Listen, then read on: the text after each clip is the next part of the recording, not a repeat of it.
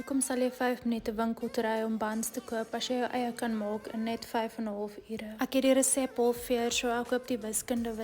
Hier maak ek nou tangzaan. Ek mag dit in daai aksent sê want ek het in Asië gebly. Ek meng nou al die droë bestanddele, dan gaan ek die nat bestanddele byvoeg.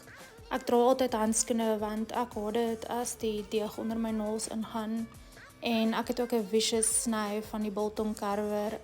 Die biltong karver lyk erger. Nou moet ek hierdie ouetjie vir 6 minute knie en hier besef ek moes dit nie vandag aangepak het nie, maar hy is ons. Hy moet nou vir 2 ure proef en hier besef ek moet nou al hierdie skorrelgoed was. Nou punch ons die deeg af en ons kan die buns begin vorm en net as jy dink dit is nou amper tyd om dit te bak. Nee buddy, hierdie ding moet vir nog 'n uur en 'n half reis. Ek gebruik sommer hierdie makeshift proofing bak. Dit werk die beste. Dan doen ons net 'n egg wash en dan gaan hulle uiteindelik oontoe. En daar het julle dit. Is hierdie beter as Woolies buns? Ja. Is hierdie moeite werd? Probably not.